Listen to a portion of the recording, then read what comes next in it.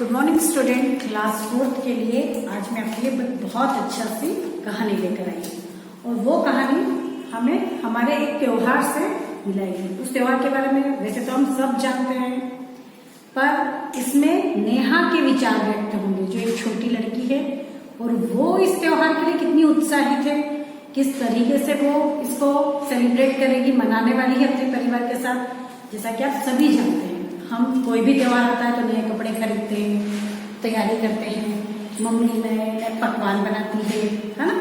जैसे दिवाली आती है तो पटाखे खरीदते हैं, नए कपड़े खरीदते हैं, घर सजाते हैं। इसी तरह बहुत से त्योहार होते हैं और हर त्योहार का अपना अलग अलग महत्व है और हर त्योहार के साथ अपनी अलग एक पौराणिक कथा जुड़ी हुई है। तो इसी तरह नेहा नाम की एक लड़की थी जो आज बहुत बेचैन थी। बेचैन क्यों थी? क्योंकि वो अपनी गुलाबी फ्रॉक को कभी पलट के देखती, कभी पलट के देखती।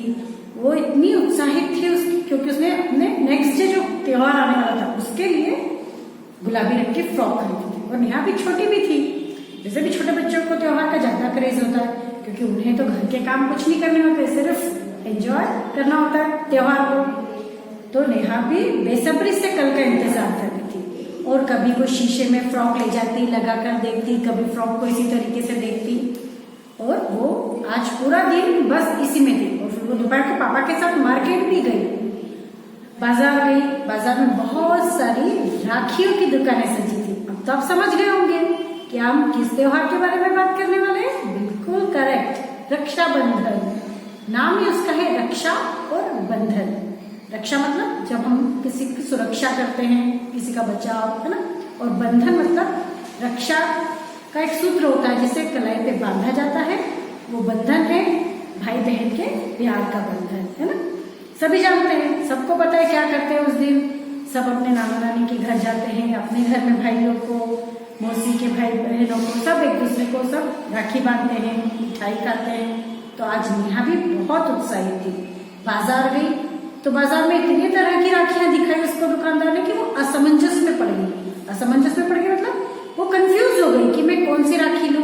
कभी बोलती ये लेती हूँ गिरीश भैया के लिए, कभी बोलती है पुलकित भैया के लिए लेती हूँ। उसको दुकानदार ने सोने की, चांदी की, पीले रंग की, धानी रंग की, गुलाबी रंग की, सब कलर की राखियां दिखाई। तो वो समझ नहीं पाई और उसको बहुत टाइम लगा। तो उसके पिता ने उसको राखी पसंद करने में मदद करी और अपने भाइयों के लिए उसने राखियां कर दी। अब आपको मैं उनके भाइयों के बारे में बताती हूँ कि भाइयों से भी तो परिचित होना जरूरी ना। तो उसका जो बड़े भाई गिरीश थे वो आए थे कॉलेज में, हॉस्टल में रहते थे और छोटा भाई पुलकित था। तो अगला दिन हुआ, वो तैयार हुई और बेसब्री से अपने बड़े भाई का इंतजार कर रही थी।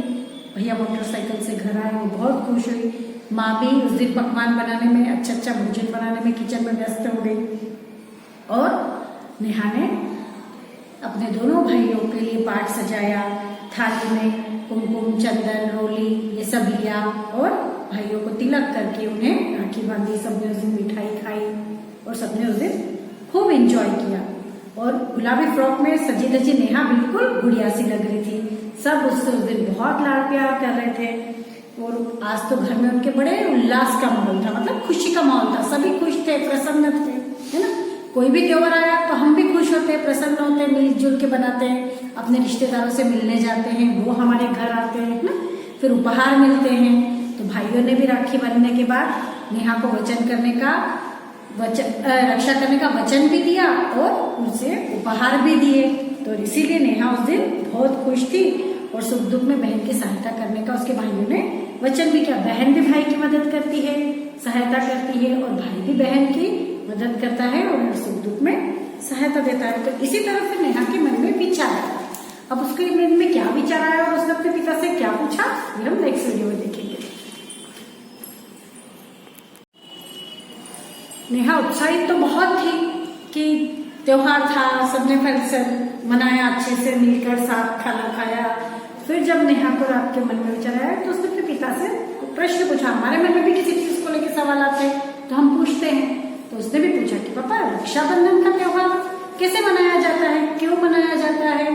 तो उसके पिता ने बताया कि ये बहुत पुराना पर्व है, ये आज का नहीं है। ये कब का है? जब भगवान श्री कृष्ण हुआ करते थे तो उन्हें किसी कारण से हाथ में चोट लग गई और उनके हाथ से खून बहने लगा। तो सभी उनकी चोट पे कपड़ा बांधने के लिए जगह ढूंढने लगे।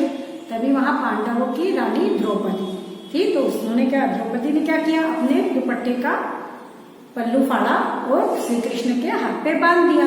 और श्री कृष्ण ने भी उसको कहा कि जिस तरह तुमने मेरे अभी मदद करी उसी तरह अब मैं तुम्हारी भी रक्षा करूंगा, ऐसा उनको वचन दिया। और तभी से भगवान कृष्ण ने सदैव अपने इस वचन का पालन भी किया।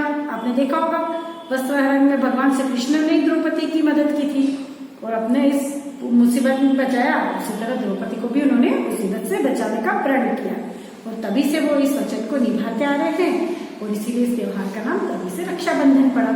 फिर उन्होंने बताया इसके साथ साथ एक और कहानी प्रचलित है बात की, जो मेवाड़ की रानी थी कर्मवती। तो उनके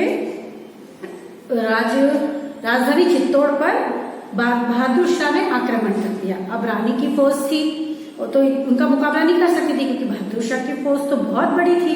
तो उन्होंने क्या किया, उन्होंने सोच समझा विचार किया और फिर दिल्ली के बादशाह हुमायूं को पत्र के साथ राखी भेजी और अनुरोध किया कि आप हमारी मदद करो। तो राखी पाकर बादशाह हुमायूं ने राखी पाई और पत्र पढ़ के अपनी पुरानी शत्रुता को भुला के रानी की सहायता करी, है ना। इसी तरह ये पता चला कि राखी का त्योहार क्यों मनाया जाता है। अब आपको ये भी पता होना चाहिए कि रक्षाबंधन प्रतिवर्ष सावन माह की पूर्णिमा को ही मनाया जाता है, ठीक है। जो हम जनवरी फरवरी बोलते हैं तो ये हमारे हिंदी नाम है महीनों के, तो वो सावन महीना कहलाता है, जो अक्सर जुलाई अगस्त में लगता है, अगस्त में ही आता है मोस्ट ऑफ। तो ये सभी को पता। और इस दिन प्रसिद्ध तीर्थ अमरनाथ सभी ने देखा होगा, जहाँ हिम से वो शिवलिंग बनता है। हिम मतलब बर्फ से, प्रकृति के टपक टपक के बूंद से वहां पर एक प्राकृतिक बहुत बड़ा शिवलिंग बनता है और इसकी पूजा की जाती है। महीने भर अमरनाथ की यात्रा चलती है और बहुत कष्ट होती है, बर्फ से ढके होते चारों तरफ पहाड़। तो वो यात्रा रक्षाबंधन के दिन ही पूर्ण होके खत्म होती है और उसे छड़ी पूजन कहते हैं। और तो उसी के साथ अमरनाथ यात्रा का समापन होता है, मतलब उसके बाद से वो शिवलिंग अपने आप पिघलने लगते हैं। तो पता चला आपको रक्षाबंधन के त्योहार से जुड़ी हुई दो कहानियां और क्या होता है उस दिन, और हम सभी सेलिब्रेट करते हैं। इसी के साथ हमारा यहाँ पर पाठ 14 रक्षाबंधन खत्म होता है, जिससे हमें त्योहार के बारे में पता चला। और ये त्योहार तो हम सभी मनाते, फिर भी इस लेसन को जब इसका पीडीएफ भेजूंगी पूरा रीड करेंगे तो आपको और मजा आएगा। इसके साथ मैं सवाल को पीडीएफ भी सेंड करूंगी, जिसे आपको जल्दी से पूरा करके फाइनल एग्जाम की तैयारी करेंगे। तब तक के लिए बाय।